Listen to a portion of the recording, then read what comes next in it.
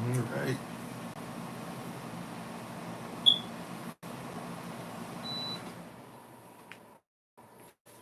All right, it made the words in my mouth and the meditation of mine heart to be acceptable in the cover's sight. He is our strength and our redeemer, and it is in his name, which is his authority, that we pray, praise, proclaim, project, and protect today's message. Amen. Hola, mi nombre es Kofi. ¿Cómo está? Bonjour, je m'appelle Kofi. Ça va? Ni hao, namaste, osayana kituya, ahayo, I see you, manut, ugwan, kamsa, kamsamida, aloha, ciao, onson, makwaba, madase, etc. Jambo, bibini kofi, the fry kukutana the way with, Boker Tau, Grand Rising, Bakwarta, Barakala Chem Yahava, Atanai Kovai, Kokelit, Kova, sorry, Atanai Kwavai, or Kwavai, there we go. Atanai Kovai, Kohalit, at Servants of Christ, Mashinamchi. Hello, everybody, I am Pastor Kofi, Pastor of Servants of Christ, where we are always changing lives one mind at a time, but being a voice of the voices and speaking the unspoken. We're grateful, we're appreciative, and thankful for another opportunity to be before you guys one more again. Hopefully everybody is doing well and things are going positively. We're excited about what Yahweh is doing for our community, for our nation, and we're thankful and grateful to and for everybody. Shabbat Shalom, Shabbat Shalom, Shabbat Shalom, peace, peace, peace. Everybody, everything for today should be as scheduled. I believe so we have our live session now, 8 a.m. New York time at 10 a.m. New York time. We'll get a word on the podcast for Shabbat service on the Kofi Ofori podcast by our very own Elder Anais Faith Jones. At 11 a.m. New York time, we'll have Shabbat service for the babies. By the way, we're still looking for persons if you're able to help out with any kind of donations to make sure that you help with them. We're looking for $50 per child if you're able to help, or if you can help somewhat. That'll be, we're trying to make sure we send them stuff by July 23rd. But we'll start the VBS July 21st, it'll go through the 25th. So prayerfully everybody can join us for those. Tonight at 7 p.m. London time, we're gonna have a meeting with our people over in England. So if you'd like to join that, let us know in advance. We'll try to see at first if we can have you guys join maybe a little bit via privately on YouTube or something like that, or possibly even we'll figure it out. We'll try to see if we can get a place to where you guys can come on and say hi with them and fellowship with them, and then try to get that happening more. But if you'd like to join us at 7 p.m. London time, feel free to join us for that, or that would be 2 p.m. New York time, and then at 7 p.m. New York time we have our marital session set up, as well as the sisters should have their makeup women's meeting. So we should have all that stuff coming through Google Calendar invite for you. You should be able to catch all that stuff wherever you are. Thank you so much. That being said, it is Shabbat. Shabbat Shalom once again if you're using Friday and Saturday. So it is Shabbat. So we'll go ahead and move ahead because we have to end about an hour earlier than what we normally would. Make sure that our preacher has time. So if you can turn with me in your Bible, in your scroll, or find the scroll, Barashayat, Mem, Che, which is Genesis chapter 45. Barashayat, Mem, Che, Barashayat, Mam, Che. And we go to Genesis chapter 45. We'll be talking about that today heavily. Praise Yah. Once you have it, say amen. Say I got it. Say I'm with you. Say I'm listening. We'll get ready to do our Bible pledge together. If you're able to stand to your feet in reverence of Yahweh's word, or however you're able to reverence the word, thank you for doing so in advance. Shalom, Brother Key. Shalom, Culture Prospect. Shalom to everybody on the podcast. Shabbat Shalom to everybody on the podcast, YouTube, Facebook, TikTok. We appreciate you. But everybody who's on, thank you so much. How's everybody doing? Let's see. Excuse me. Yeah. Daryl, Derek, Romero, Kewan, Franklin, Garrett, Bubbles, Tiena. I'm not sure if I'm even saying that correct. Forgive me. Is it Midwest? Cleve, Marsha, B. Bumblebee, Rodney, Mr. Mobley, Bree, Tig, joined Brother Cole, God Tier Blank, Quell Edwards Jr., Frank the Tank, Fran. Not sure if I'm saying that right. How you doing, Sister Deborah? Vesta, Jessica Julian, Wagwan Audrey. How's everybody doing? Chun Chun, Mikmo. Tada, thank you for your presence once again, or Toda, if you're doing a different dialect. But Tada, Mashapachi. Thank you, family, for being on with us. We're going to go ahead and get ready to do our Bible pledge and jump right in. Once again, we're going to go to Genesis chapter 45. We'll just focus on the last two verses as far as for reading purposes, but we'll go over the whole thing as an overview, and we'll try to do that within by about, and we try to be finished somewhere around 9:45 a.m. New York time. Alrighty. So Shabbat Shalom. I know it's Shabbat, and also, unfortunately, the last couple of days we came on late, so there might be some persons coming on late or saying like, oh, they ain't even on time. But prayerfully, we'll have others joining us very soon. Today, again, thank you, family. So let's go ahead and get started. You can just repeat after me. This is my Bible. This is my sword. And this will I trust. For Yahshua is Lord. No sword of God shall ever be heard. For this is my Bible, and this is Yah's word. Hasham Yechavach. Aman. His name is authority. Let it be done unto us. You may be seated and go back to what you were doing in the presence of the Most High. Today, we're going to talk about Genesis 45. We're going to go ahead and read once again the last two verses of Genesis 45 together. Last two verses of Genesis 45 together. It reads as follows. Matter of fact, let's read the last three verses. Tada, how you doing, Sister Greta? Going to try and reach out and give you a call whenever. Maybe we can try and talk briefly today, and at least get some stuff together and try and be on the same page for some stuff coming up. Genesis 45 verses 26 through 28 is what we're going to read. It reads as follows. How you doing, Sister Mignon? Aman. It says, and told him, saying, Yasav is yet alive. They told Israel that his son, Yasav, his son Joseph, is still alive. And he is a governor over all the land of Kemet, or Mizraim. And Jacob's lab, Jacob's heart, fainted, for he believed them not. And they told him all the words of Yasav, all the words of Joseph, which he had said unto them. And when he saw the wagons, when he saw the evidence, right? When he saw that Joseph, in fact, had sent for him the way that they were telling him. When he saw the wagons which Joseph had sent to carry him, the spirit of Jacob, the spirit of Jacob, their father, revived. And Israel said, it is enough. Joseph, my son, is yet alive.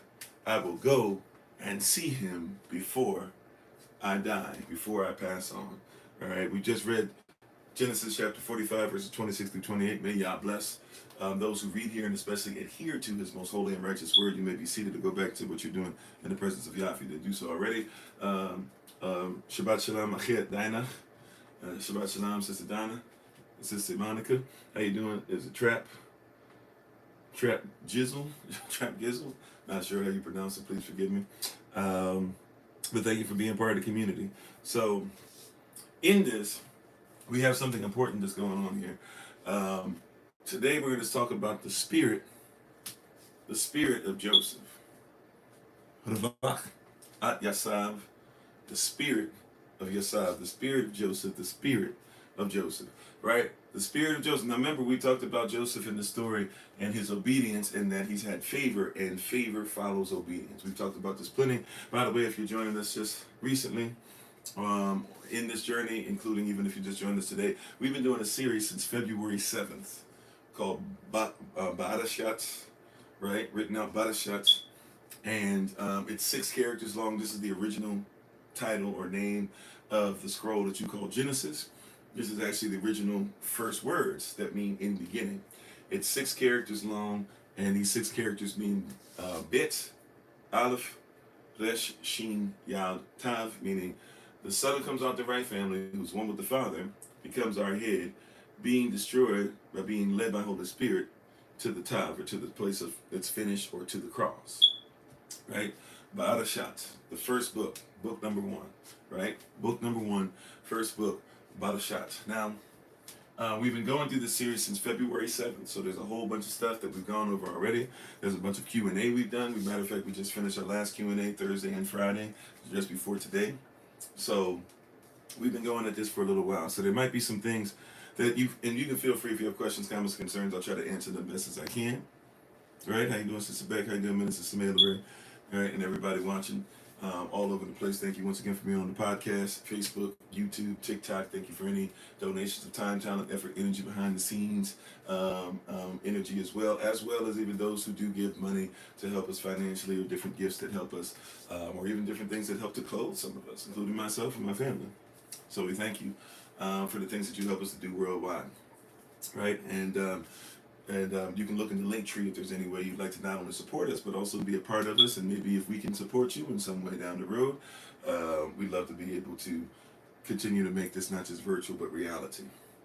All right. But yeah, so we're in a situation. How you doing, Sister Judith?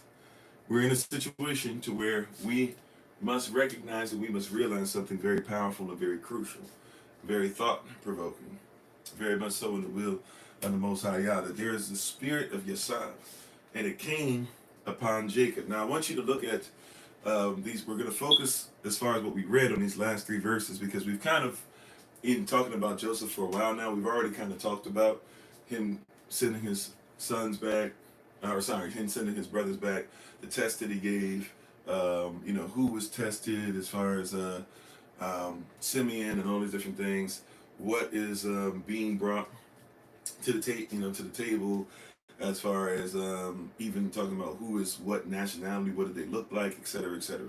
We've spoken on this stuff for quite some time. What we're going to focus on today, though, is the spirit of Yasav, the spirit that raises Yasav up, right? The spirit of Yasav, the spirit that, because this spirit, raises Yaakov or Jacob up.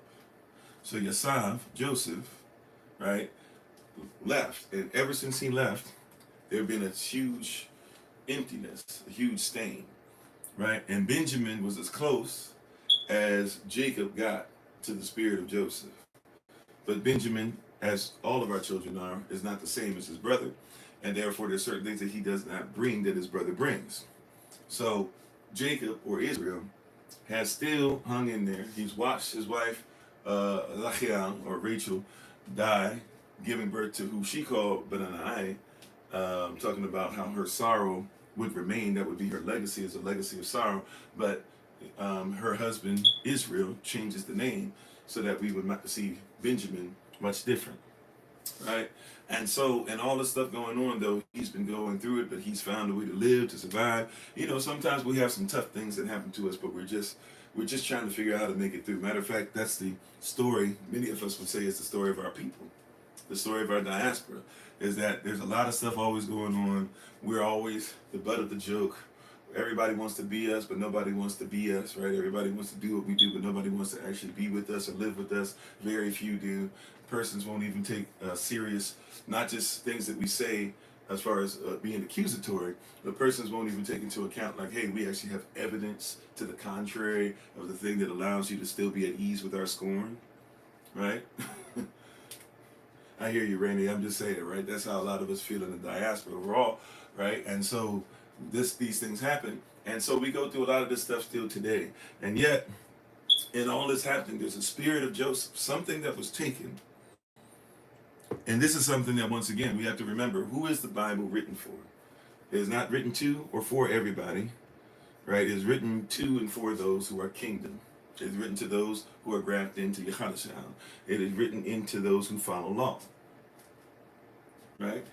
And so, in all these things that are going on, right, we get to this place to where Joseph is gone, and Jacob has been going through. Now, Jacob's name is Israel. Now, remember, Israel is the name he was given to protect him, right? If you guys recall, when we went through Genesis, and in the chapters, I can't remember if it's chapter 32, 33, somewhere in there, 31 maybe, but there's this, when you go to Genesis, and you read, and you'll discover that Jacob is trying to escape Esau. He's escaped his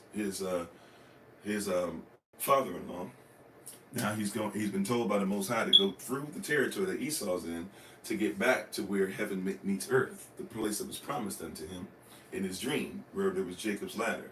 And on the way back, he's has to go through where Esau is. Esau gets word, and as much as Jacob tries to throw him off, he can't. And eventually, Esau's coming down upon him. He sends his family away, and he wrestles with an angel to the point to where the angel, who has no authority to defeat him, but has the authority to allow him to be tested, he keeps wrestling and wrestling, right? And he's wrestling as he's been wrestling Enoch from in the womb.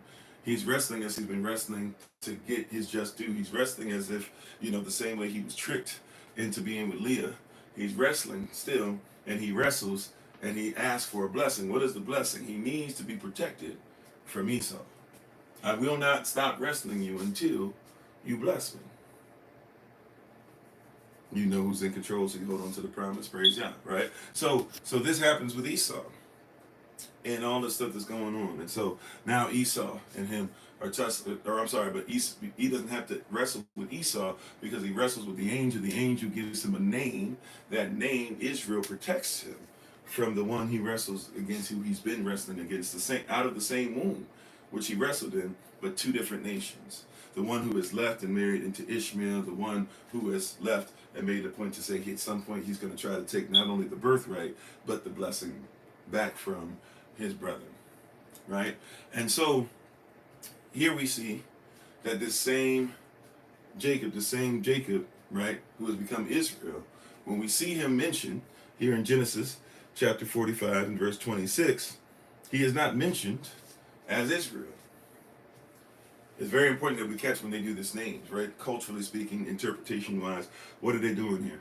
He is not mentioned by his name that Yah said, this is your name now. Your name is now Israel.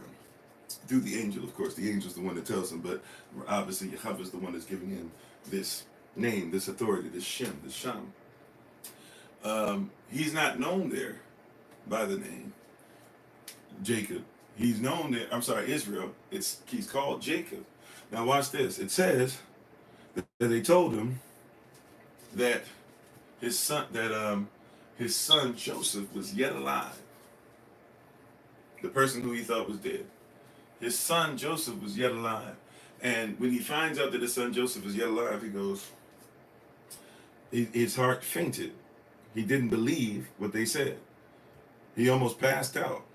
It was something totally unbelievable that Joseph, the spirit of Joseph, right? This person that meant so much to him, the firstborn of who he was actually trying to chase after a wife in the first place, Rachel, who couldn't have children of her own loins and finally had it. And the first one was Joseph. To have that snatched away from him and then to have his wife snatched away from him right after that, it was a whole lot going on, right? So he didn't believe them. But in verse 27, it tells us that they told him everything Joseph said, and he still wasn't necessarily listening to him or getting them on the way until he saw the wagons.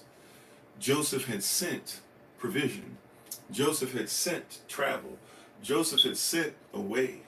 Joseph had sent something powerful to carry him. Not just to carry them, to carry him. And watch this. It says that Joseph's spirit, watch this, revived the spirit of his father, revived the spirit of Jacob. Now, why is that important for us to catch? He revived the spirit of Jacob. Because then the next verse 28, it says, and Israel said, same person. But the person who was sad, the person who was dealing with famine now, not just sad, but dealing with famine, has been told that he has to send his son Benjamin, has been told that one of his sons is locked up after he's already lost Joseph, right? Has been told that now, hey, your son Joseph is alive, and he's this close to fainting, he's this close to giving up, he's this close, man. If I hear this, why would you tell me this? Why would you tell me the positive news? Because you got to be playing with me, you got to be messing with me. Everything in my life is so negative. How you doing, Achut Deborah? Deborah? Right? Everything is so negative. Why would you tell me this in this moment? He can't believe positive news. Anybody ever been there before where you get so much negative news, so much negative things drop, so many negative things happening in your life? Matter of fact, a lot of us, sometimes we be honest, are so in love with negativity or negative persons, etc., that finally some positivity comes through, and it's weird for you. I know somebody don't want to hear this, but it's weird for you. So some of you have never, some of you, it's hard for you to even allow a child of Yah to be in your life, whether it be a friend, whether it be husband, wife, right? Your husband can't change, your wife can't change, your situation can't change, the preachers can't change, black men can't change, black women can't change in your mind, whatever it is, the white man can't change, or every white man is evil, all the stuff that you declare, because the fact is that you've had so much negativity. Positivity is a foreign language to you. How you doing, remember me? How you doing, Sister Snap? For a lot of us, positivity is a foreign language. Wait a minute, being positive, believing that something that Yah says is going to happen is actually going to happen when he says it, how he says it, where he says it. Right? For a lot of persons, negativity is easier to hang on to because when you've lived in negativity for so long, it's a lot easier to stay there. It's your standard. When you understand, when you're under the standard, when you understand negativity, it's difficult because you can't be under two standards at the same time. Are you under negativity all the time? Or are you under positivity all the time? Which master, so to speak, do you serve? So Jacob's been going through, but once he realizes that Joseph is actually there, even though he hasn't seen him, I want you to catch this, even though he hasn't seen him yet. Come on, beloved. He hasn't seen Joseph. He hasn't seen Yosef. But the spirit of Joseph is present because of the manifestation. And because of that, he goes from being in the mindset of Jacob. Jacob means usurper. So the one who was supposed to usurp, right? Who he was prior and who he still has in him, doesn't usurp or isn't worried about stuff. He's still getting a lot of stuff. He's still getting a lot of stuff done. His family's still growing. But he's not thinking, oh yeah, I'm to usurp. He's lost a lot. Even though he's gained a lot. And has anybody ever been in a position either, right? Has anybody ever been in a position to where you've lost a lot in your life so much so that you forget to check out how much you gained? I don't know how many persons have been there before. And I've been there before, where you can focus on the negative so much and forget about the positive. You can focus on, oh man, I've done this before. I've lost this apartment. I've got kicked out of this place. I was living in a hotel for a couple of days. I'm doing this, I'm doing that. I lost my children for a little bit. I lost connection with the Most High. I've lost a little bit of faith here or there, whatever, if I might be honest. I've lost some things. I've lost relationships that I thought were going to be everlasting relationships. I've lost persons who I thought would be in my corner. I've lost persons who were part of SOC before. You can be so person looking at yourself and think of yourself as losing and therefore think of yourself as a loser and forget how much stuff have I gained. Right? How much positive steps have we taken? How many steps forward have I taken? Even though I've taken a couple steps back, but how many times, even if I've been hitting the chin, have I really been knocked out or am I still in the fight? We forget that there's positive. How you doing, Brother Richard? Because we oftentimes are told to focus on the negative. It can be very easy to focus on the negative. Even places I've been kicked out of. I've been glad later on that I was kicked out of. Matter of fact, sometimes now I've gotten old enough to realize I deserve to be kicked out of some of those places. I wasn't righteous yet, you know, or I was righteous, but you know, I had righteous intent, but it wasn't the righteous timing, and I was trying to do stuff that maybe, you know, I should have just been obedient and sat there and let Yah have His way, let Lavach Hakodash have her perfect way, right? But a lot of us have been in places where we forget. So Jacob, usurper, has been usurping, right? But he's lost the name, or at least in this moment, he's not talked about as Israel. He's not talked about as Israel until he realizes that his son is alive. The spirit of Joseph revives Israel. Israel is alive, but he's gone back to being Jacob. And while Jacob usurps, right? Israel is his name now. Israel is who he's supposed to be. But because of things that have happened, he's only focusing on what he used to be, or focusing on the fact that he usurps, but he's still wrestling. Right? Yah has brought him out away from Esau. He's still wrestling. Are you hearing what I'm saying, beloved? Are you hearing what I'm saying? Be careful when you're in this situation, or when you're in a place in your life, or when you have a thought process in your mind where you're thinking to yourself that, hey, you keep forgetting how far the Most High has brought you. How far has He brought you? right? But sometimes it's difficult because it seems like everything's snatched. Now here he is. He still got 11 sons. He still got 12 children.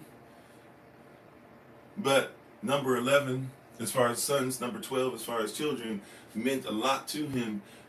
But recall, while the child was even there, the child was telling him who he was. The child was telling him what was going to happen. The child was telling him at some point you're going to have to bow down, not just only to the child, but the gift that's in the child.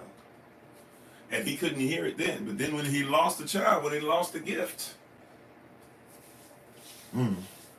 he realized, oh, this is something that I needed. This is something that meant a lot more to me than what I thought it was. I probably should have listened. Can you think? See, there's some guilt that happens when we lose persons in our lives or when we lose them. Can you imagine as a father, and trigger warning, because I know some of you can imagine this. Not only imagine it, you've gone through it.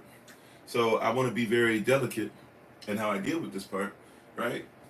However, can you think for a moment, whether it be through your own similar experience or outside of yourself, think for a moment of a father who, as far as he knew, his son had been offed by an animal. That's what his sons told him. His sons had him under the belief that his youngest son at the time was out somewhere and an animal got to him. Think about a father and how he protects his sons. Hey, how you doing, Brittany? Long time no talk to. At least it feels like it. How you been doing? Right? Think about as a father, a protector, a provider.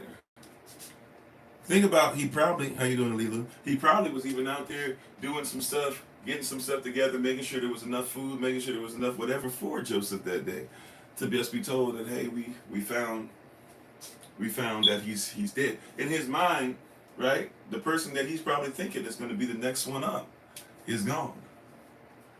Right? The spirit of Yosef all of a sudden quenched in his life, never to see again. So he thinks, and he's eventually over time, whether he's made true peace with it or not, he's had to say, in order for me to survive, I have to exist as if my son is no longer with me. I have to exist. In order for me to get things correct, in order for me to do things the way that the Most High wants, in order for me to be the father I'm supposed to be, in order for me to be the husband to my wife, to his mother who just lost her son, I'm going to have to, in the midst of this, figure out how to be strong. But the toll has gotten so much on Israel that now he's not even focusing on his gift or his calling or the protection of him being Israel. He's now gone back to being Jacob. But the Israel in Jacob is revived when he sees the manifestation that proves his son is there. Now this right here should bless somebody too, because when we might have issues, some of you might have issues, let's be honest. Some of you might still have issues believing that Yehoshua is real from time to time. But this is why we work in faith, right? Faith is the substance of things hoped for, the evidence of things not yet seen, right? So there is a hope that we have, that when we keep hoping in it, it becomes what we call faith.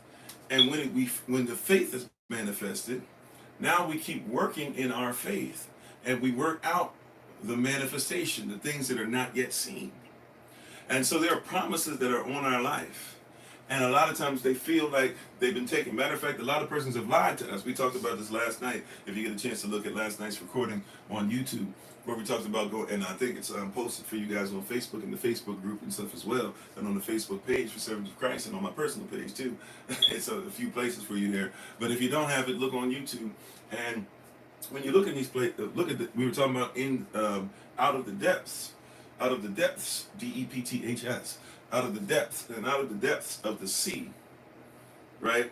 There's proof, there's evidence of our ancestry. There's proof and evidence of our having our own cities. There's proof and evidence of what we built. There's proof and evidence of pyramids down in front of Cuba, right? There's proof and evidence of us in the waters outside of Africa. There's proof and evidence, as much as persons say that there's not, of places all around close to North America, South America, where you'll see ships. While they tell you there's no slave ships, there's proof and evidence, because there's a bunch of buildings built out of slave ships. Out of our pain, we have buildings that we are occupied to this day. If you go to places near Baltimore, there are museums that are there. Persons forget, if you go to Baltimore or Annapolis, right? Annapolis and the harbor there. And if you go and you walk around, there's a Chipotle, one of the restaurants that they have. They have a lot of places, and they have like this church that's kind of centered in the middle of this little circle. If you ever go to Annapolis, right? Well, if you go there and ask them to go to the Chipotle that's there. When you go to the Chipotle, it'll be tough to park your car, but if you can find parking there, when you go to the Chipotle, you finish parking, and instead of going into it, right, instead of facing it, face the opposite direction, and you'll probably see some boats that are parked there. First boat that'll probably be right there for you, and when you start to walk up on it, right, I want you to recognize that you'll see a carving. There's a carving, right, and you'll see who you guys know of because of the movie Roots, right? You know him as Kunta Kinte. You'll see the actual person named Kunta Kinte speaking to children as a memorial to basically be like our story of how we're passing on our story from his generation to others, right? But there'll be somebody keeps telling you there's no evidence of chattel slavery as far as boats and all this stuff, and the slave trade didn't happen. Very dangerous stuff, because but it's because it's difficult when somebody's taking away so much stuff from you. Even the things that are right in front of your face are hard to see when they're foreign to you. This is why we have to hope in truth and not just hope for something that makes us feel okay. Right? I hope what I'm saying is making sense and it's translating, right? Because there's a lot of persons whose hope is not built in Yah. Their hope is not built on faith. Their hope is not built on truth. They don't even really know what to hope for. They're just hoping for anything that supposedly is better than what they have now. But when you have no plan, how many persons know that the enemy has a plan for you? Come on, somebody, right? And when you have no vision, how many know that somebody else has a vision for you? Matter of fact, when you have no vision as a people, how many persons know that thy vision is on the menu? I'm trying to help somebody, right? When you have no vision, how many persons know that thy vision is on the menu? It's a fact. It's a truth. So we're going through a whole bunch of different things and a whole bunch of different items, right? We're going through a whole bunch of persons who are trying their best.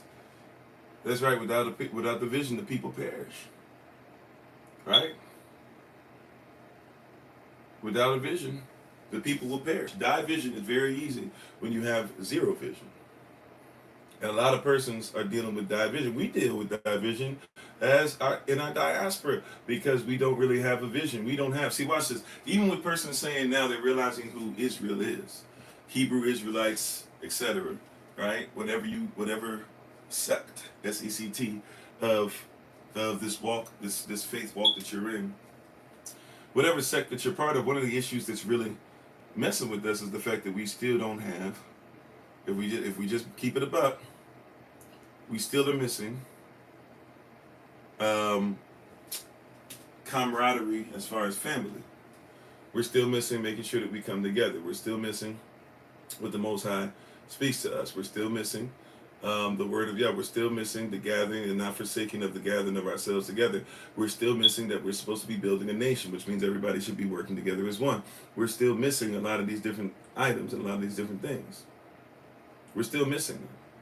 We're missing the mark heavily and easily, quite often, due to the fact that we've allowed all these other things to come in and take place. Take our time, take our effort, take our energy, take what's for our family. We've allowed all these different things to happen so often that now it's hard for us to see that Joseph lives.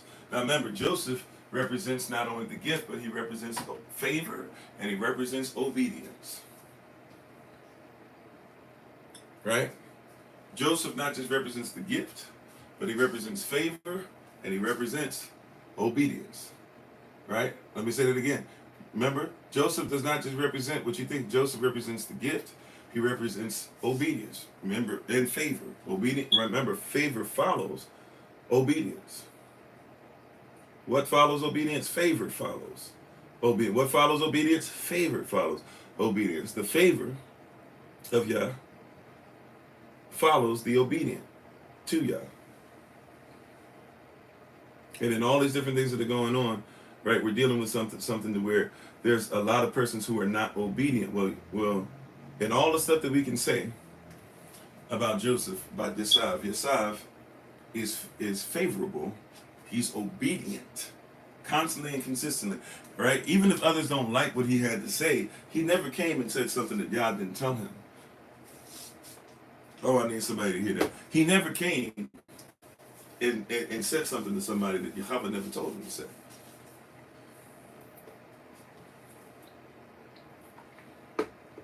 He never did.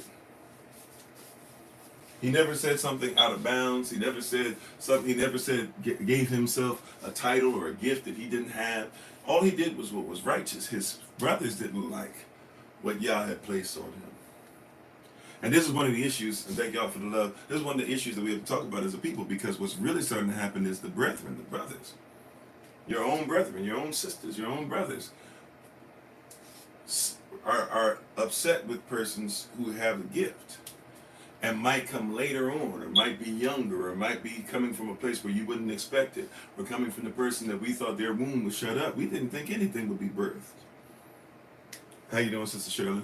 And if the boys are watching, was thinking about y'all yesterday, heavy, right? Hopefully all is well, right? They didn't think anything was going to come out of the womb of Rachel or Rachel. Remember, Rachel's womb was shut because of her mouth, because of her disobedience, because of her tricking, right, her own husband into stuff, and then getting on her sister who she was in on stuff and trying to make her feel bad. The Most High had shut her womb. Y'all recall that? There was nothing expected to come out of her womb. But then here comes Joseph. And not only does Joseph come out the womb, but now the place where we didn't expect anything to come out of is what we're supposed to bow down to.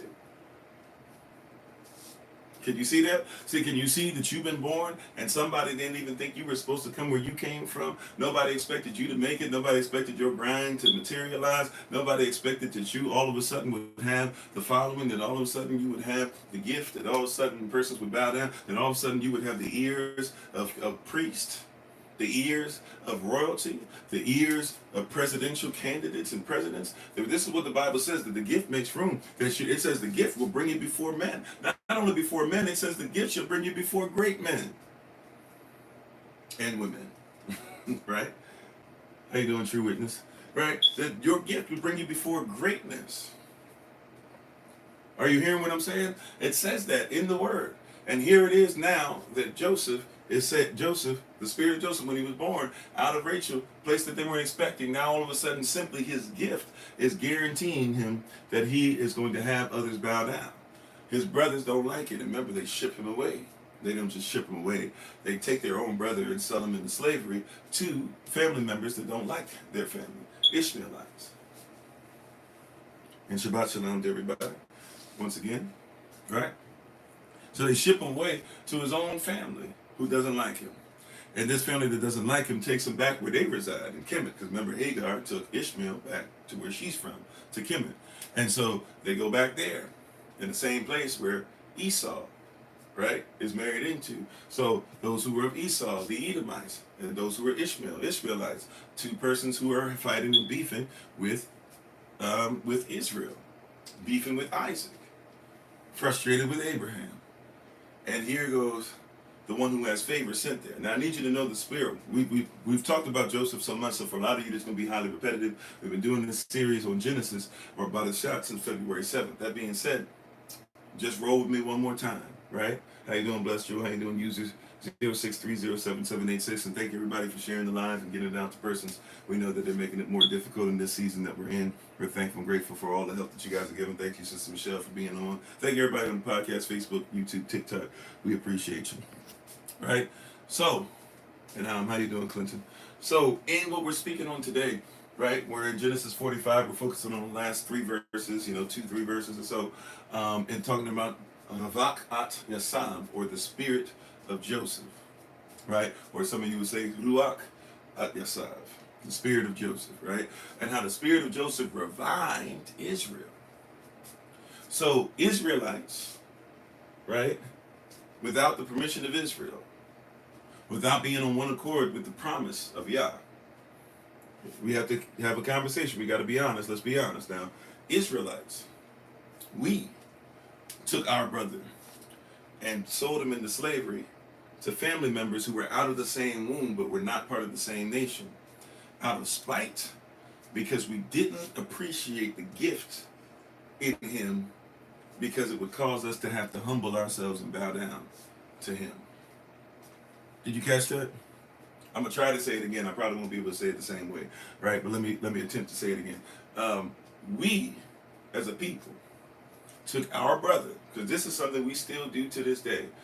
We don't like the fact that our brother might have a gift. Matter of fact, this jealousy is something that's spoken about Deuteronomy 28, 54, and 55, where we're in such a position of being enclosed and pressed in that whatever little pieces somebody has, and it says it starts with your brother, whatever little piece that your brother has that you don't have,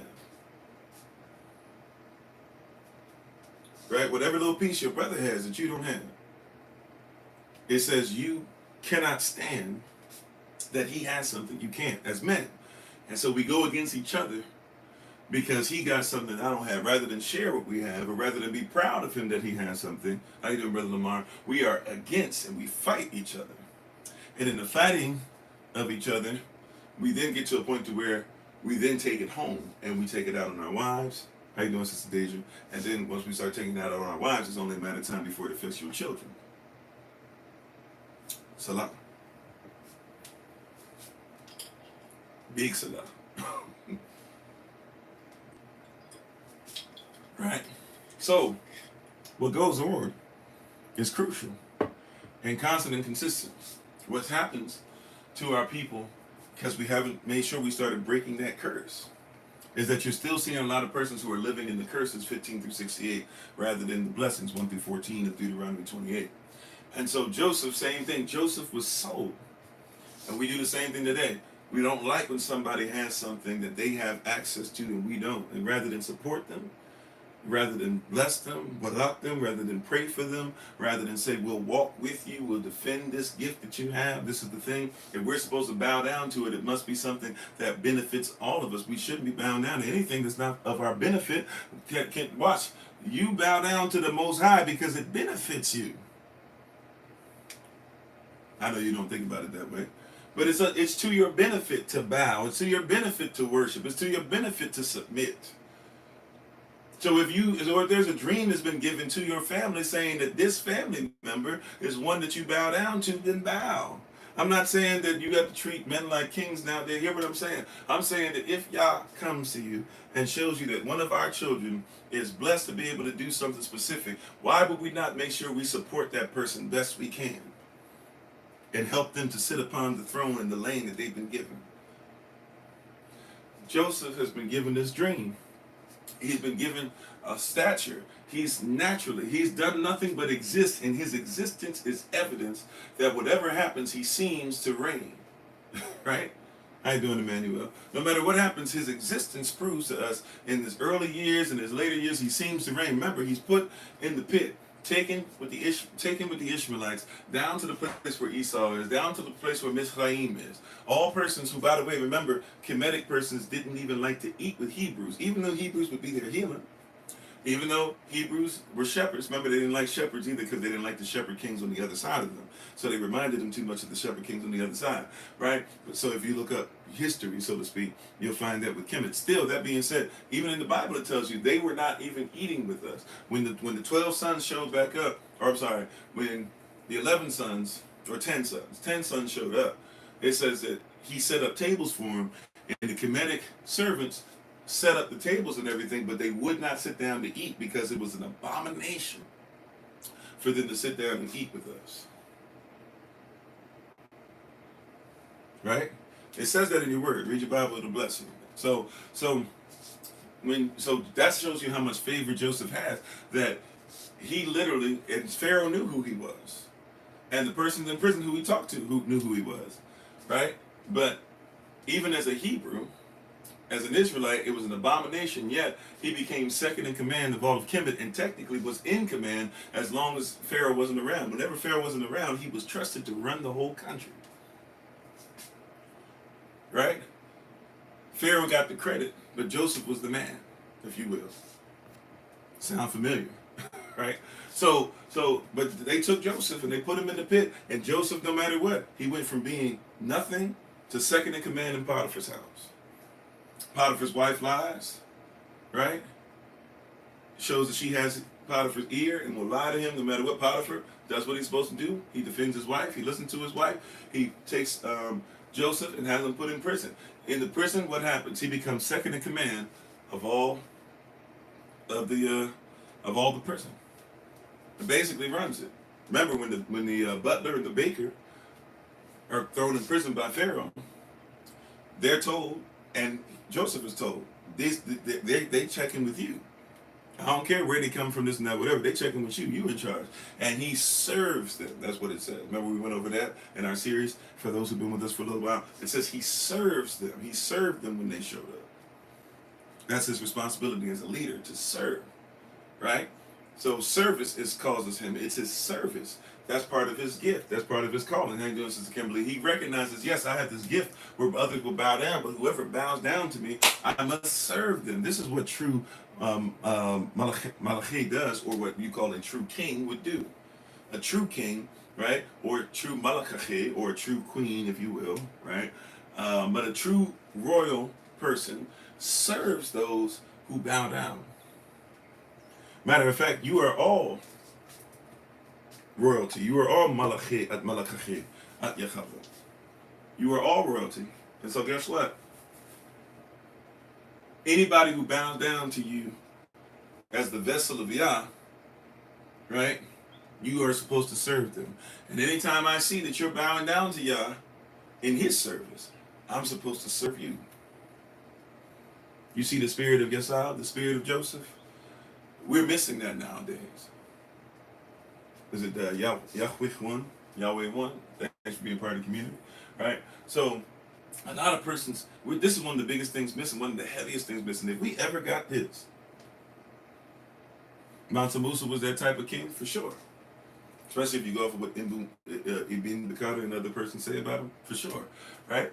So I'm just trying to tell you, you must recognize and realize and comprehend and understand that service is necessary, right? So is the service. Watch this though. It doesn't stop serving there. He serves and serves the butler and the baker. Now the butler has to deal with the consequence, and so does the the butler and the baker both must deal with consequences. The butler's consequence is you will be able to go back to Pharaoh's house. The baker's consequence, unfortunately, is in 3 days you must lose your life. He serves them, though, to the end, and says to one of them, hey, since I served you, when you go back to Pharaoh's house, do me a solid. Serve me. Let them know about me. Let them know about this Hebrew in here that actually is doing righteous things. The butler gets out, and he never says anything, right? Whether he forgot, whether he just doesn't say it, whether there's a fear of, hey, he's a Hebrew and I don't want nothing to happen to him, whatever the case is, but he doesn't say anything for 2 years. But finally, watch this, it is the gift, it is the obedience, it is the favor, all these things, right? It is the patience, but also the service that eventually shows up. The spirit of this service, the spirit of Yesod, the spirit of the service that Joseph gives shows up when the Pharaoh has this dream and he cannot answer, or he cannot connect with, or he cannot say what's going on. He has all these persons on staff that he's hired, that he's giving all this money to, and nobody can tell him what is going on in his dream except Yesod, just like Daniel later on with when we get to Babylon, right? And nobody could tell him, and he gets together with those 3 Hebrew boys, and the 4 of them pray together, and then he comes out of that and says, okay, this is what your dream is, and this is what it was about, right? And so all these different things, and remember, Pharaoh tells him. Pharaoh says, look, I've had service. I'm just letting you know, you're not coming into something that's easy to deal with. I ain't doing more desire. You're not coming to something that's easy to deal with. Pharaoh says, hey, I've gone to the magical practicing priests, right, to my magi, if you will, and I've gone to those who are supposed to be heavy in the spirit, and I've told them what's going on, and nobody can deal with it. What is Joseph's response? He says, well, they weren't with Elohim, I am. He says they serve, but they don't serve. First of all, I serve the Most High, Elohim, and this Pharaoh would have known what Joseph meant, Elohim Shaddai. He would have known what this spirit, what Joseph meant, because remember, this is not the first time that Abraham or Isaac right, have come, or Israel, basically, right, that, or the Hebrews. Let's say it like that, excuse me. This is not the first time the Hebrews have come into contact with a Pharaoh. This is not the first time a Pharaoh would have heard about them. This is not the first time a Pharaoh would not have to have backed off of them or realized how powerful their Elohim was. Remember Isaac, he digs up, remember Abraham dug wells, right?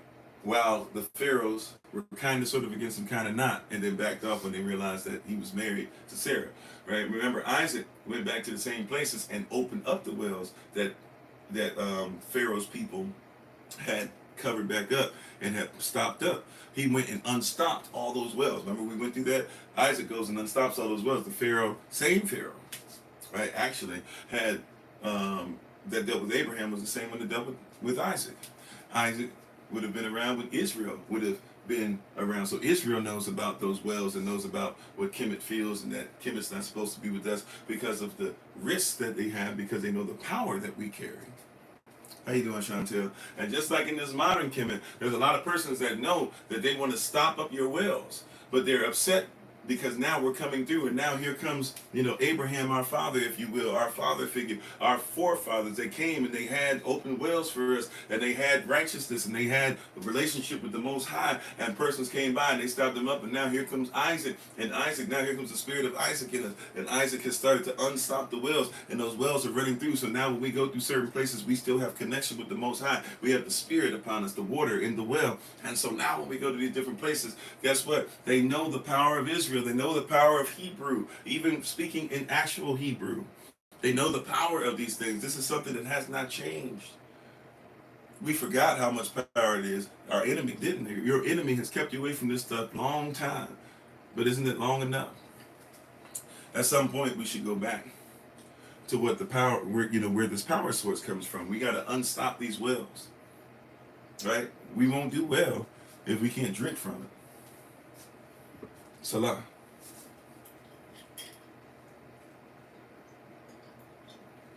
We won't do well. How you doing, Pinky Lewis? We won't do well if these wells are still stopped. At some point, you got to allow the power, the spirit, the water source to be able to get back to you. And so Israel is dangerous. Israel is an abomination to eat with the Hebrew, because they know what Abraham represents, and the promise that's on Abraham, and the promise that's on Isaac, and the promise that's on Jacob, or now Israel, and now the promise that would be on his son. This Pharaoh still listens, though, because he knows the power. He knows, I've gone to the power source. These persons have prayed to La, to Nun, right? They prayed to Akhenaten. You see what I'm saying? They prayed to Osiris, to Isis, to Heru's uncle. Please forgive me, I can't recall his name at the moment. But they prayed, they put this stuff up, and nothing has happened. But here comes Joseph. He says, "Well, I'm not with all that. I'm with Elohim." No shade to y'all. I just got to keep it tall with you. I don't roll with them. That's not my. That's not where I get my stuff from. He says, so anything Elohim says is always righteous. Then he says, tell me your dream. Pharaoh says, oh, okay. And tells him the dream. He tells him what it means about, the cows eating other cows, right? The lean ones eating the fat ones, and then the sickly corn eating the corn that's well, right? And tells them all that to get prepared. And then what happens again, his service and his gift and his calling gets him second in command. But remember, every time he's second in command, technically he's in command. When he was second in command of the prison, he ran the prison. When he was second in command of Potiphar's house, unless Potiphar was there, right, he ran Potiphar's house. And what I want you to catch something. When he was second in command in Pharaoh's house, in all of Kemet, he really ran Kemet. Now this is something that you got to catch. It is because of his service that he could be in command. The spirit of Joseph. All this is missing from Israel, by the way. This same spirit that should have stayed in Israel, that the Israelites did not like within themselves, and went ahead and put into captivity, tried to lock it up, tried to bury it, tried to send it to a country that didn't care about us. How you doing, True Story? Thanks for being part of the community. All these things, literally, thrown somewhere else. How you doing, Geek? I don't know how to say it, Geek Sun Ganja. I don't know if that's correct or not, right? Please forgive me if I said that incorrectly, right? But all these different things, this is stuff that's there. This should have been in the house of Israel. Don't miss that. We've talked about this already, but we're going to repeat some of this stuff again and speaking on today. All of this should have been in your house. How many things should have been in your house? How many things have been locked away? How many things now do we look at as bad? And we're starting to realize, wait a minute, that was always righteous. How many church services did you go to where they said, why would you follow the law when Christ himself tells you to follow the law? How many church services did you go to where they said Paul tells us not to follow the law, and Paul is very specific about following the law. He says that others can be grafted in, but he says you can't be grafted into a tree that doesn't exist. You can't get rid of Israel and then say be grafted into what Israel believed. You got to go into Israel. That's the order, the structure. How many of you were told that Revelation is for everybody when Revelation is for those who serve the Most High? See, something that should have been in our house has been missing for a long time. And once again, when we find out it exists, even if we are the ones that kicked it out, even if we're the ones that got rid of it, it's difficult. Remember, when Joseph told them who he was, it says they froze. Nobody said anything. In their mind, no way. No way. I'm a heretic. Or are they heretics? And if I'm a heretic, once again, you got to help me out with, welcome to you, whether you think I'm a heretic or not. But if you're saying what I'm saying is heretical, or if I'm misrepresenting the word, if I'm a heretic, then you got to help me to make sure that I'm saying the untruth. I don't mind, as much as people think, I don't mind being called a heretic if you can actually prove to me I'm a heretic, or at least can say something. Ad hominem doesn't get you anywhere, right? But welcome to everybody. Is it Level Up? Welcome for being on, right? So, remember, there's stuff that's supposed to be in your house, right? Joseph was in our house. Yasab was in our house. The word house, bait, family. He was in our family, and we didn't like what we saw, even though Elohim had clearly given us something that gives us power, that serves those that serve him, but we couldn't take it, and so we rejected.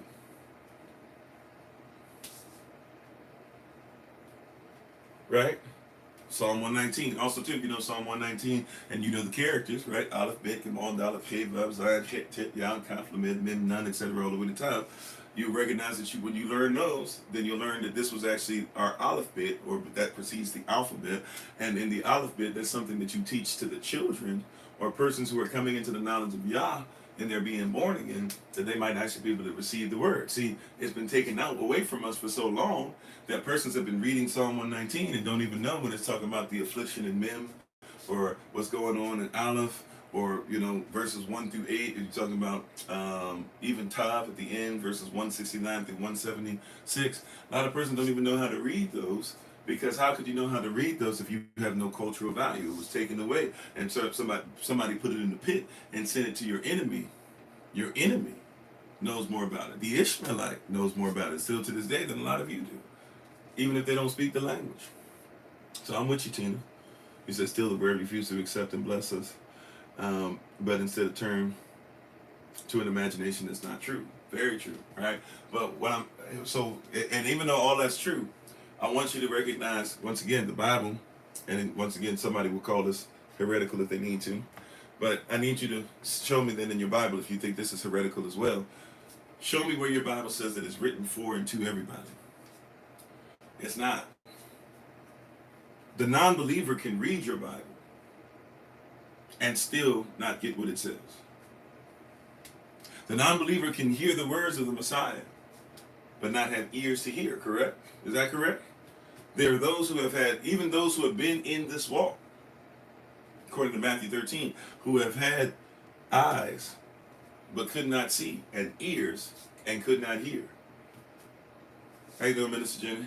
Right? There are persons who have been on this walk that had eyes that could not see and ears that could not hear. I'm trying to help somebody out because a lot of us are recognizing Joseph, right? They were talking about today the spirit of Yesod, the spirit of Joseph. Joseph carried this spirit and was obedient, and everywhere he went, everybody would bow. When his brothers showed back up and didn't know who he was, guess what? They still had to bow. Even when his father saw the chariots or saw the wagons, they had to bow. How you doing, Littles? You see what I'm saying? Is it little, like like little Z, or littles, or is it lils, like lils? Is it lils, or little Z, or lils, or little Z, or lils? Right? Because it could be littles, or it could be lils. It could be little Z. Is the first one? I'm sorry. Is it lils, lils, lils, Lilz? I'm trying to see if I can get the pronunciation because there's so many different ways I can take that.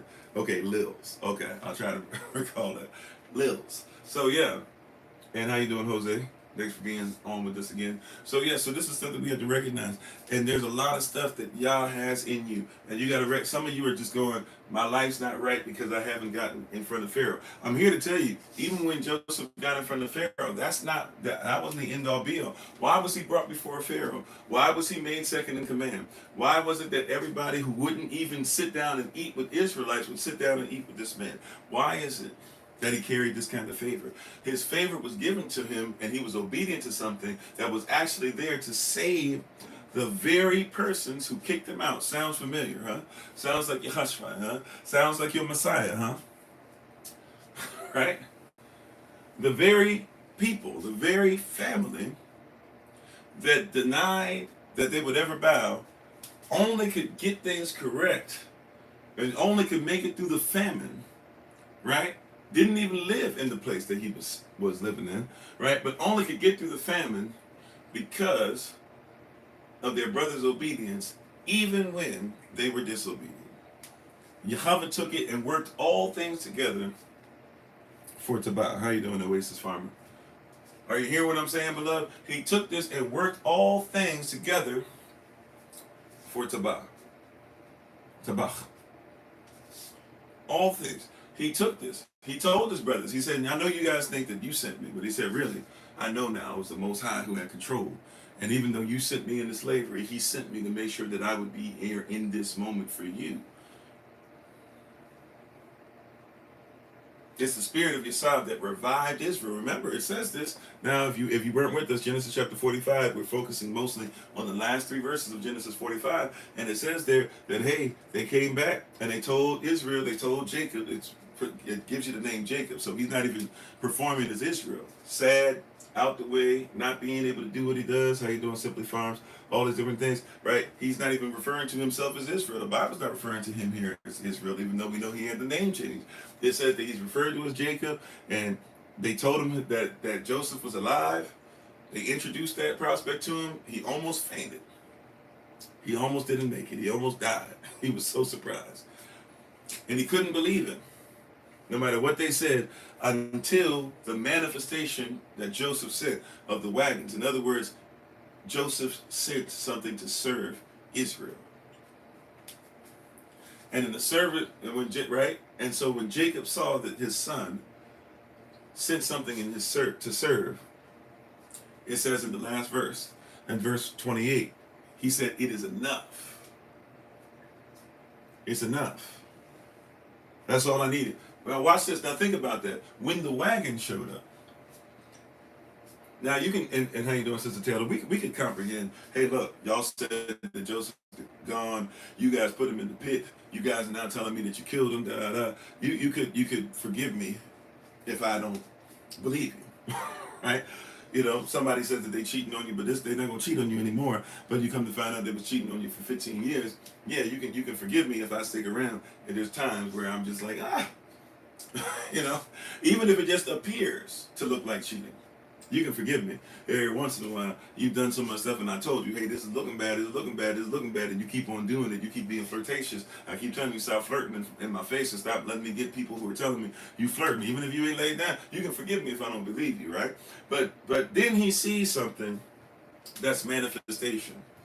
He sees something that says we can't ignore this part. He says, how you doing, Jacob? He says, and all this stuff that's going on, he sees the wagons. And then he says, okay, I get it. He says, it's enough.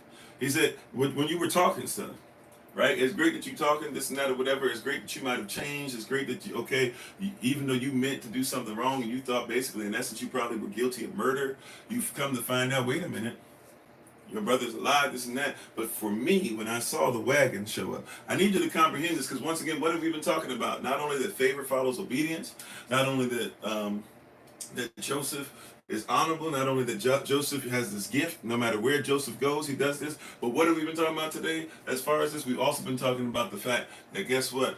Joseph serves. And I keep trying to tell persons, and when you're at your worst, I'm telling you right now, when I was at my worst, so to speak, when I was on the 4th floor at Veterans Hospital, right off of Michigan Avenue in Northeast DC, in what they call the crazy house, even there, I served. When I was in prison, right, even there, I served, right? I'm trying to tell you my story. When I was homeless and I came out and I was on the street, had been homeless again, had worked my way out of that, now I'm homeless on the street again, right?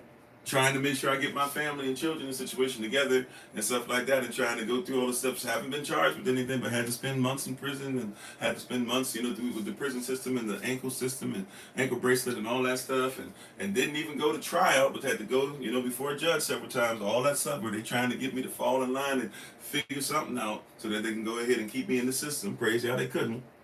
That being said, though, I'm going through all those things, but guess what I learned? In that season, I served harder than I ever had.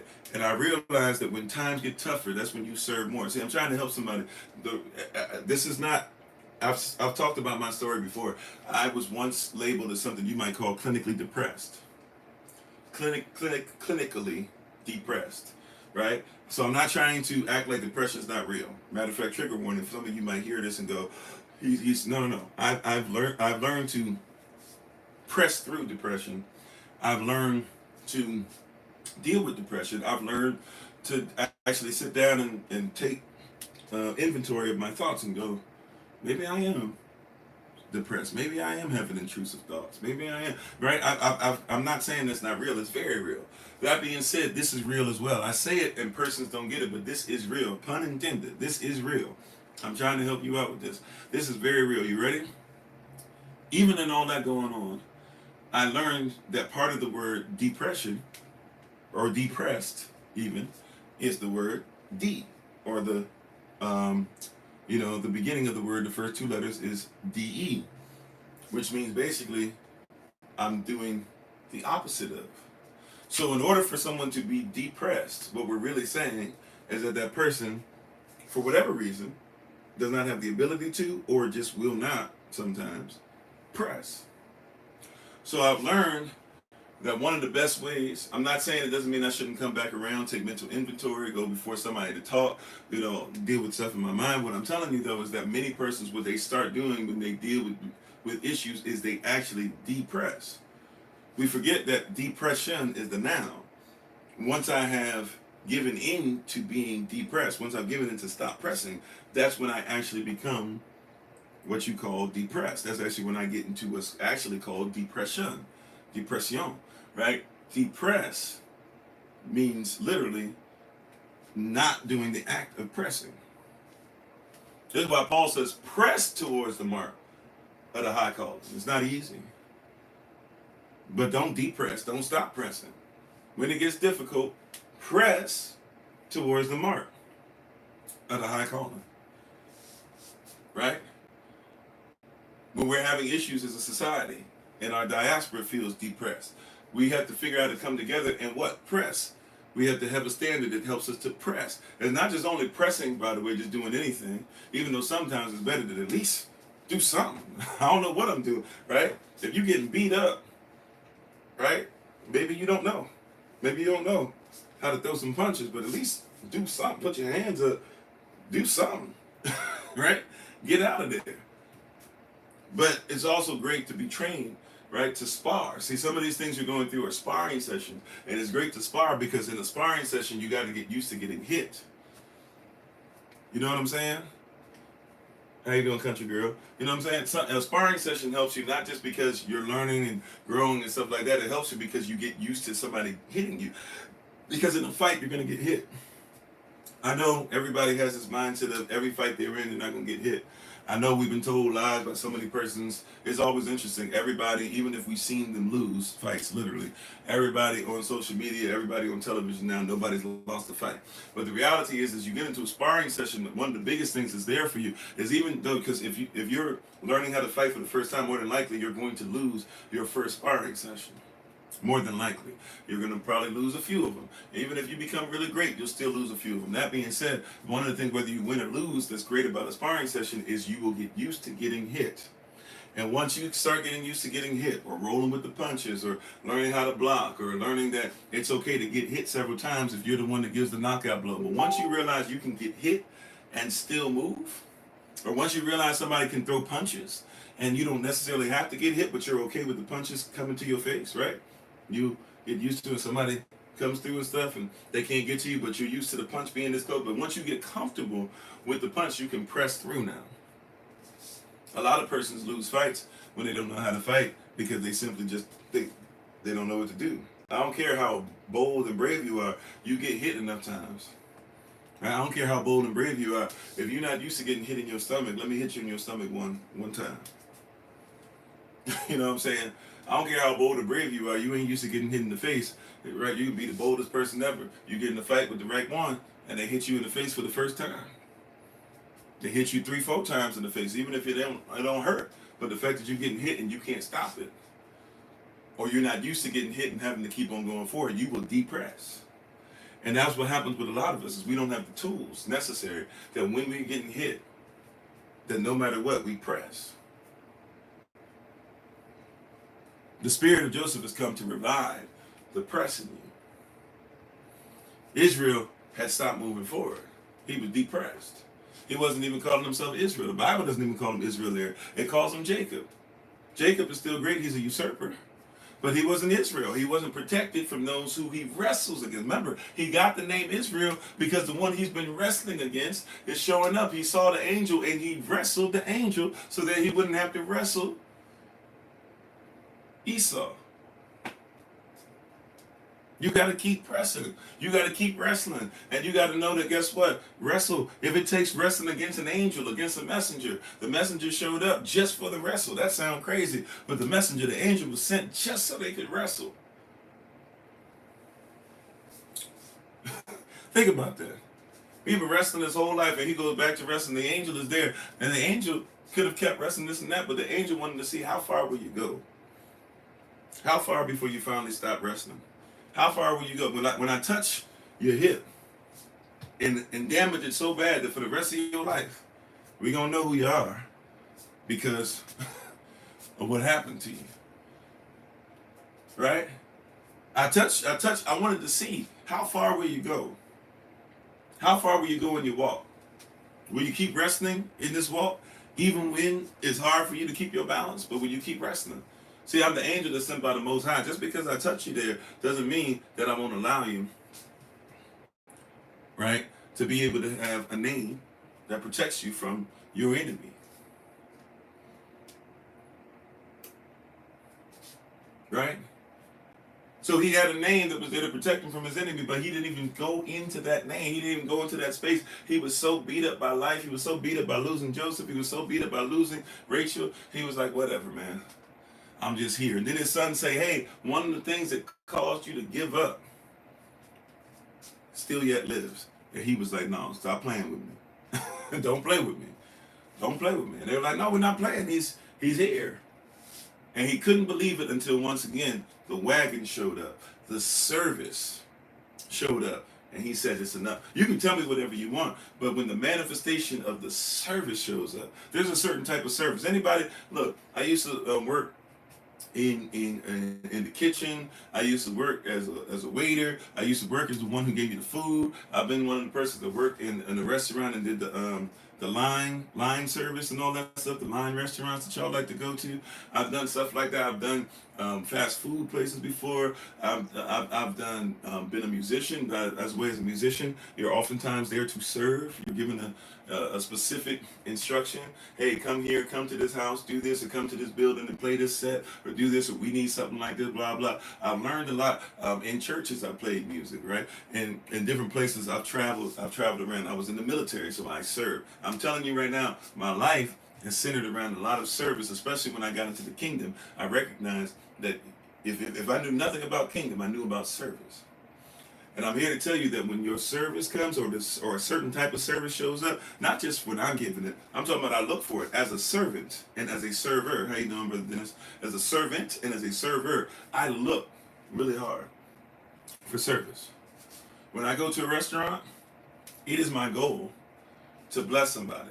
Right? I don't just factor in when I can afford to actually go to a restaurant, take my family to a restaurant. I don't just factor in, oh, this is how much it'll cost to eat. I factor in tip. If those of you who know about the history of where tips even come from, they serve by diaspora, right? That's where they came from, right? So when I go somewhere and as somebody who used to be a servant or a server, I recognize when somebody wants to bless you. I know what it is. See, watch this. I know what it is to have two jobs, right? For two restaurants owned by the same persons. Only get, I think at one place I had a promotion in both places, was getting paid $8.25 an hour at one place, or $8.50 an hour in one place, and $11.75 in the other place.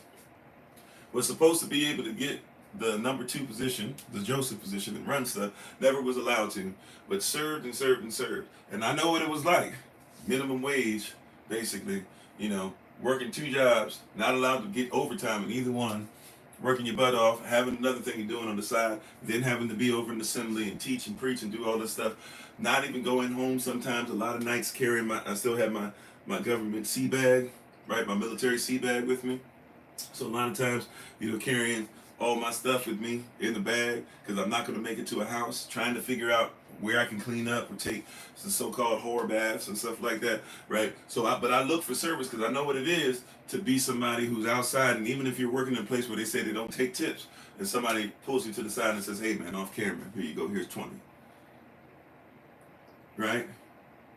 Here you go, off camera. Here's a 30 spot.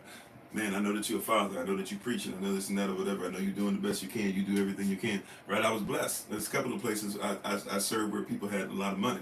And so people come by, hey man, look, take this 50. You know what I'm saying? Take this 50. Do something with it. And it's not even a lot to many, but to me, that meant I could wash clothes and I could make sure that my children didn't have to sneak in off buses and trains. Right? $50 from somebody meant the world. Right? It meant that I might actually be able to buy a new set of clothing, even if it was just for work clothing, because when you work in food places especially, your stuff can be smelling. Right? So when I go out to places, I look for service because I recognize that service, if you serve well, as much as we can, we try to help you out. You said felt that. You work 3 right now, we'll make time to rest. There you go. See, so I'm just saying, I come from that. I saw my father work 2.5 jobs his entire life until now. Now he only works 1, but still works, crazy hours. But I saw him work for a state gig, a federal government gig, and then something he was trying to start on the side, and work faithfully. Right? That's the work ethic I come from. Right. That being said, I also know what it is to serve. I know what it is when somebody would give my father a blessing, and that means that his family might go on vacation. I know what it is when somebody gives us a blessing, and that means that his wife, who's dealing with multiple sclerosis, he can turn his van he can turn his Camaro and then his Deuce and a Quarter into a van that now my mother can get in and out of, and have a lift and all that, and get to any services and everything that she wants to do. Right? Service matters. Don't stop pressing in what you've been called to do in your service. I'm not saying this to somebody. See, it's hard to say this, and I feel some way saying this when I say it to persons because I'm empathetic more than persons might know. I think a lot of persons think I'm cold. They're like, well, I'm going through this. How can you just tell me to press? I'm not telling you to press because you shouldn't have any emotion. I'm asking you to press through the emotion. All right, I'm just being honest with you. I've been there. I'm not asking you to stop to press because you don't feel anything. I'm asking you to press past your feelings if what Yah has said is past your feelings. Yah will dry your eyes on the way to the prize. I'm just trying to tell you off experience. He'll dry your eyes. But I'm asking you to press in righteousness. I'm not asking you to go like, hey, the one that was supposed to be in your life, forgive me for using these terms if you don't like them, baby daddy, baby mama, whatever, right? Divorce, if you're a divorcee, whatever the case. I know that person was supposed to be there with you. I recognize that, and I know that them acting a fool and doing what they done has destroyed in many ways, not just your life, but your self-confidence. Right? I'm not even mad at you. This is where obedience comes in. Obedience is better than sacrifice. There's a time that we're just do it because you're supposed to. And it's interesting because we tell our children this. But then we forget as children of the Most High. Sometimes the answer is, why do you do it? Kofi, I do it because I'm supposed to. Sometimes I don't have the majestic, oration to give you. Sometimes I don't have all that. Sometimes when somebody's like, why are we doing this? What did the Holy Spirit say? Sometimes it's not the Holy Spirit spoke. Sometimes I know the word and I know what we were given the instruction, and even though I don't want to do it, we go and do it. Sometimes it's as simple as that. As much as we don't like that sometimes, if I just keep it a buck with you, sometimes it's that simple. Sometimes it's that simple. Y'all said it. We must do it. There's been things that I've learned in obedience. I didn't know why I was being taught stuff or why we need to go back to Avila and stuff all the time, but I kept being pushed. Go get that olive bit. Go get the olive bite. Be faithful. Do this, and then come to find out, oh, there's scripture that says we should have never stopped using this. Okay. But I was obedient before anybody would even teach me. When I was asking persons, when I was going, I had to search outside of my so-called belief system, because persons in my belief system didn't even necessarily, first of all, they didn't even believe that we needed to do that. Secondly, they didn't even recognize the relevance in keeping the word because they didn't believe in keeping the law. Even though Yehoshua said we should not change one jot or tittle. When I saw that, I said, there it is. That's the validation. But I just was obedient. The word said we spoke Hebrew. The word said that it was all in Hebrew before somebody changed it, right? The word said that Hebrew is the language of all creation. Why would I go outside the word? I was obedient. I'm not trying to say because I'm all that. I'm just trying to give testimony. Some of you need to recognize, be obedient. You know what he said. You know you have the power to do what he said. Stop this madness. Some of y'all are in straight madness right now. Stop the madness. You know what he said. You know what he said to do. You know when he said to do it. You know how to get it done. Some of us just not doing it. And if you did it today, you go, great, I did it today. That's a sacrifice. Now do it tomorrow, and do it the day after that, and do it the day after that, and after that, and after that, and after that, and eventually you realize that that's obedience. And then obedience becomes easier once you hit about 21 days, 28 days, because then it becomes something we call a habit. Right? It actually becomes easier to obey, not because it's easy to obey, but because it's your habit. When you get up and you pray every rising, you're obedient to it because it's habitual.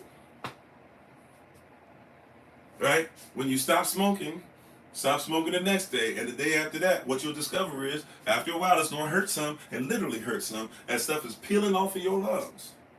As you're hacking up stuff, as you're, scylla something, right? The hairs on the inside of your lungs start to come back to life and try to move all this mucus and stuff. Or some of us who were menthol smokers, literally menthol peeling off the inside of your lungs. But it's just hanging there long enough, because after a while, it becomes a habit. If you do intermittent fasting and want to do it for the rest of your life, it'll be difficult at one point. But after a while, it becomes a habit. Mullen does help with that. Great point, right? But I'm just saying, obedience is what? It's better than sacrifice. And favor follows obedience. Here is the spirit of Yesod, the spirit of Joseph. I want you to catch this, beloved, right? Especially for my namesakes, for those who go by Joseph, Yesod, etc. All right, Joe. I want you to catch these, right? But all of us, the spirit of Joseph. Watch this. This is what your name means, right? This is what's part of your authority that comes with it. Joseph was so great at service. I don't know if anybody's ever caught this before. This only caught my eye in studying this time. If you caught it before, you have a great eye. This is the first time I caught it. Joseph was so amazing in service that you could tell him, you could say this, say that, blah, blah. Jacob did not become Israel again and did not believe them that his son was alive until he saw the wagon show up. The thing that would serve is what made Jacob say, okay, Joseph's alive. That is amazing, is it not? Think about this.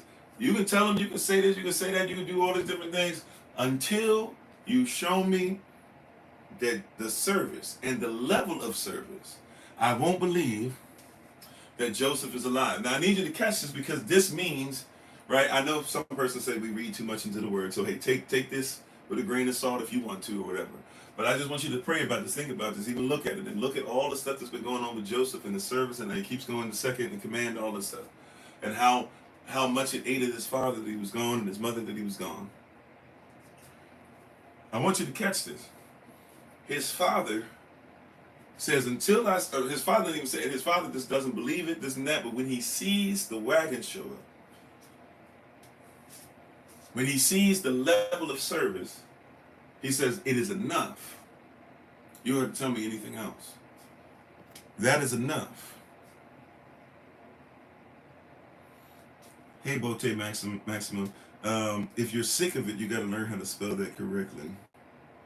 If you're still on. But thank you for being on. Yeah, I guess thank you for trying whatever you did. And thank you, moderators, for, I guess, whatever Marley was saying. Hopefully you have a great day, Marley, whatever you were saying. Right? But I'm just trying to help somebody. Right? Joseph, hear this, beloved. Right? Joseph's service was manifest. And Jacob said, that's my son. Think about that. Think about that. Joseph's service. I'm not saying it's the only thing that we get out of it, but this is what we're focused on today. The spirit of Joseph. Joseph's service became manifest, and his father said, this must be my son. Didn't see his son yet. Didn't hear his son yet. But he saw the service. This shows us that Joseph was somebody that even before he was thrown into the pit and served his way into Potiphar's house, and was in Potiphar's house and served his place in the second command, and then ended up in prison, but served himself into prison, and then had the butler and the baker and served himself into making sure he interpreted the dream, and then ended up getting in front of Pharaoh's presence and served himself not only into Pharaoh's house, but being basically Pharaoh whenever Pharaoh wasn't around. And then his service to Pharaoh has now put him in a position to where he can serve his brothers to eat. And then in testing his brothers, he still is serving them, and then finally reveals who he is and serves them to the point to where he sends them back home with his father to serve his father. His father sees the service. His father, in all the stuff that you could have said, this and that, he saw the service. I need somebody to catch this. He saw the service of his son, and he said, surely this must be Joseph. Oh my greatness. How you doing, Marlon? Come on. To die for the present. See, he said, my son, if I know anything about him, I know how he serves. So when he gave him the best, when he showed up with Pharaoh's wagons, when he shows up with this message that says, hey, you don't got to worry about anything, just bring yourselves. I've got your food, I've got your place, I've got all this stuff. The service, the action, right? The acts of service. There you go. Love languages. He showed the service. And his daddy said, that's my boy. Could you imagine, how many of us want the Most High to say that about us? Do we want the Most High to say that about us? Maybe that's a better question.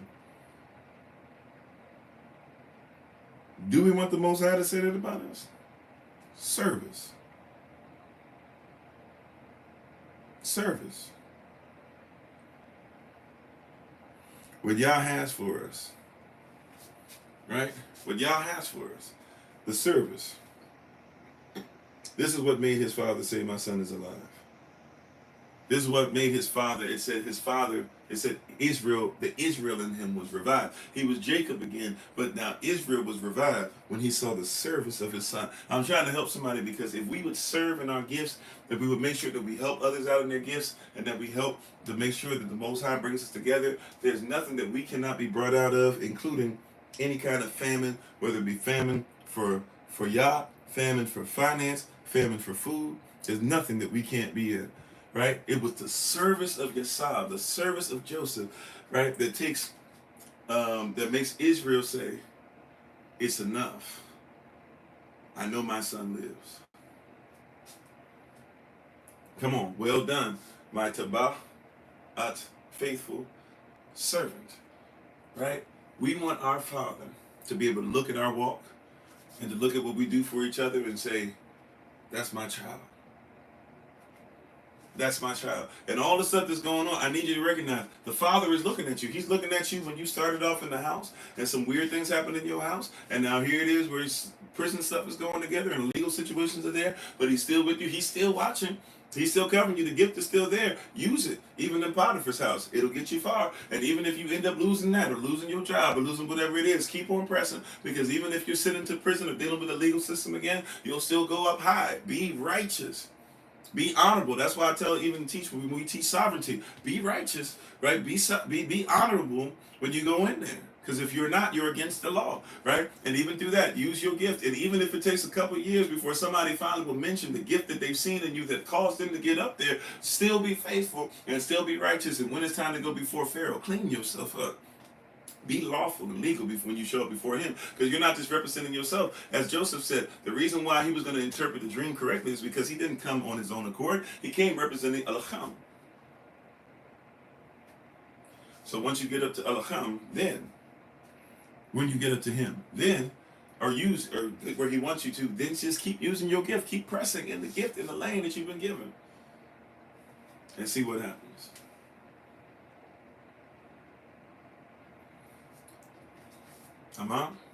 I'm sorry, Rodney. You had a question. I'm going to have to be real quick because we get ready for our podcast. We're going to take a little break before we get ready for the podcast and get our shout out in. But you said is abortion and voting, is it a sin? So the A word that rhymes with extortion, I have to be careful how many times I say that word online. The A word that rhymes with extortion is in fact a sin. Yes. Right? Because it's murder. And voting, first of all, we would say is not lawful. And remember, anything that's not lawful or anything that's considered to be iniquity is achival, which means that it is evil. That's where you get the word evil from, achival. Right? It's an Avna word, achival, evil. So evil is anything that's against the law. So if Yah's law says not to take the life of the unborn child, and you do so, or you support it, or you vote for it, let alone voting is not even biblical as well, that as far as Yah is concerned, especially if you know better, then you are complicit, with evil. So we would be careful about any of those things. Right? That's just the word. So yeah, it's always been, as far as the word is concerned, even if others have tried to teach us and show us why not to be obedient to it. So that's how we deal with that one.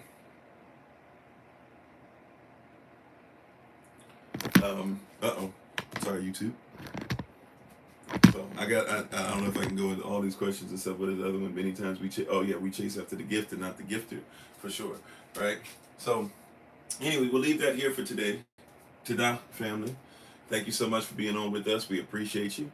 Hopefully you got something out of today. I'll be on in front of you guys tomorrow. The rest of the schedule for today is as follows. At the top of the hour, 10 a.m. New York time, we're going to do our podcast. Prayerfully you'll be able to join us for that. Elder Anais is going to be giving us the word. At 11 a.m. New York time, we'll have Shabbat School for the Babies on Zoom. At 7 p.m. London time, we'll meet with those over in England. At 7 p.m. New York time, we hope to have our marital sessions for this evening. And at possibly 8 p.m. New York time. I have to double check with Elder Alma the time, but either tonight or tomorrow, I'm not sure, but sometime around, sisters, you're supposed to have your makeup for the women's meeting. So we'll try to get all that stuff out to you all for tomorrow. In case I don't see you guys, Shabbat Shalom to everybody, by the way, once again. If I don't see you guys until tomorrow, Shalom early. Also, to ministerial staff, we have our prayer service at 7 a.m. New York time, 8 a.m. New York time will be the live session, and then and then just everybody, have a great day. Continue to do great things. Thank you for any gifts, donations of time, talent, effort, energy behind the scenes, things that you produce, products. Let us make sure that we serve one another as far as our gifts and talents in our businesses. Also, too, we're coming up close to July 21st to 25th. That's going to be VBS. We are still doing intermittent fasting until tomorrow evening. So until tomorrow at 6 or tomorrow at sundown, whatever you go by, 6 p.m. New York time tomorrow, we will have our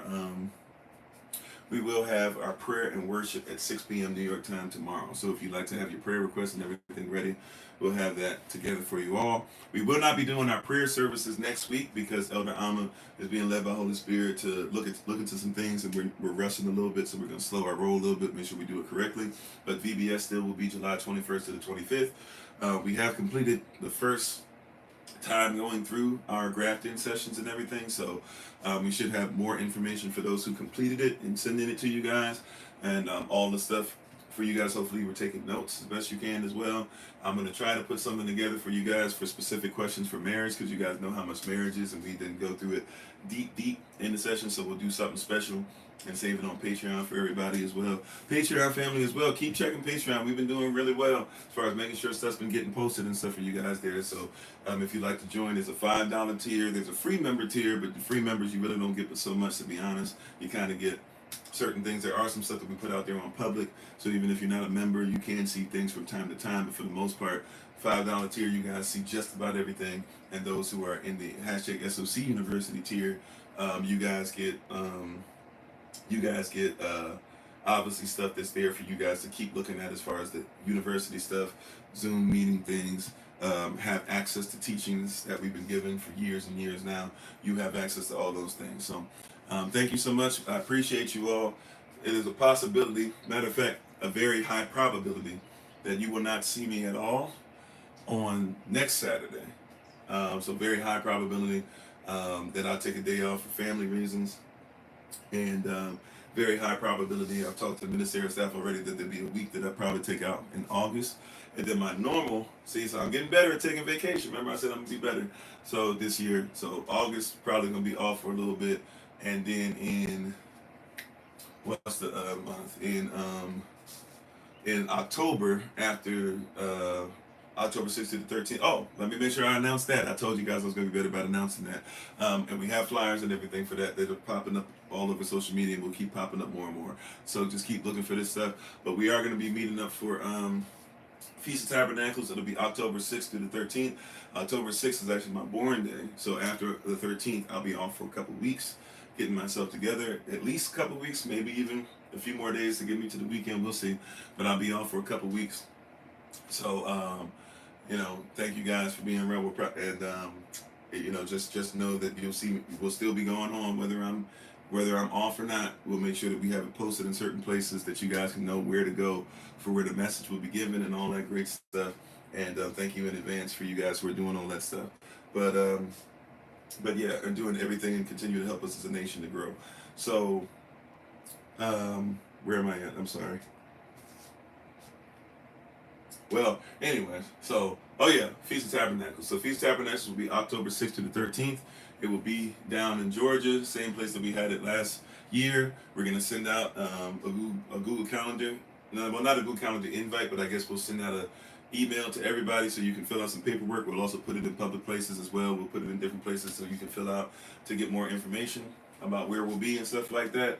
I will not announce where it'll be publicly until obviously we get closer, but many of you are already used to, where we'll be and stuff like that. And we've already had it booked now. So everything is straight, unlike last year where we had confusion and stuff. I've double, triple checked. Everything is straight. We're just going to come there. We got a huge section. We're ready for at least 50 to 60. I said at least. So at our highest points, maybe that weekend, or right, or maybe the weekend if you guys come just for the weekend. For some of you have children in school or whatever. If you come a Friday, Saturday, Sunday, or Thursday, Friday, Saturday, Sunday, Monday, whatever. But we have a whole lot of space. We're right next to the bathrooms.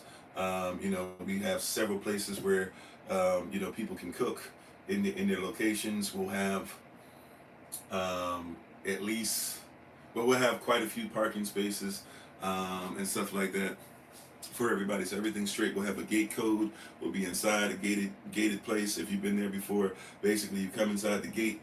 The police, the park police are literally right across from where you come in the gate, and we have persons that actually are there that do security and stuff as well, that do cleaning and stuff as well, besides what we'll do ourselves. And then we have electricity there. It is camping. I was calling it glamping. Some people say don't call it glamping. It is camping. It's mostly camping. I mean, it's not straight up no electricity camping, but it is camping. But we're asking for you to bring your tents, or possibly might be able to bring tents and stuff that we already have that persons have donated in times past. We'll see about that. But you bring your tent, sleeping bag, and we'll have spaces for everybody. We'll have food that's going to be cooked for the collective, and we'll have stuff for you guys throughout the day for you guys to make sure that you're able to cook whatever you like as well for your children, or just for breakfast and this and that, because we're just going to mainly focus on one meal a day as far as for everybody, because especially if we get bigger and bigger and bigger, it's a lot. So if you're somebody that's even interested in making food for everybody, we'll have some stations set up for you guys. If you want to be part of like the main meal that's cooked every night, then you can be part of that as well. But a lot of stuff, so we'll have a lot of information, we'll have a lot of meetings. We'll start talking about it more and more as we get closer and closer. So, but this is the donation. And even if you can't afford what you think you can afford, if you still want to come, at least put a maybe when we send this stuff out, right? So put yes or maybe. If you would like to attend, put maybe. If you're pretty sure you're going to attend or you're going to attend, put yes. If you just outright can't or just won't for whatever, that's cool too, right? Then just put no. But don't let the financial part just be an automatic no for you. That doesn't mean, right? But when we send it out to you guys, when we start sending this stuff out to everybody, you'll be able to fill this stuff out for yourself, right? And put all this stuff in. That being said, if you're coming for 1 to 2 days, because it's supposed to be 8 days, right? So if you come 1 to 2 days, we're asking for $300 donation. If you were to go all 2 days, that gets you to about $150 a night. Not bad at all, right? If you're coming for 3 to 4 days, right? We ask for a donation of $350. That to get you down to about, if you were to do 4 nights, that would get you down to like $87.50 a night. Not bad. Once again, right? If you go 5 to 6 nights, we ask for a donation of $400. The $400 will get, if you would break that down, if you did 6 nights, that would get you to $66 and some change. And then if you were to go and do the full, or do 7 to 8 days, let's say you did the full 8 days, right? Well, then the 8 days, that gets you from one. I'm sorry, that gets you down to 56 or something like 58, 57, $56 and some change, something like that. So it's a nice time. It's great. It is camping, but it's wonderful. You have time with everybody. We got plenty of bathrooms. You got plenty of showers. This time we're right up on it. So if you have any kind of, and even if, we have baptism during that time too. So those that won't be baptized, it was really, really nice. A lot of pictures that you see, most of our baptism pictures, not all of them, but most of them that you usually see me post consist of us being at the river there. So we're excited, we're thankful, we're grateful once again for the word. Prayerfully, you can start making a way to join us down there. Prayerfully, be able to be part of the Feast of Tabernacles. There's a lot of activities for the children. Last year, there was even like a huge, somebody brought out a projector and they were able to watch children's movies and stuff. There was Jenga and games like that for them to play. Obviously, there's water to swim in.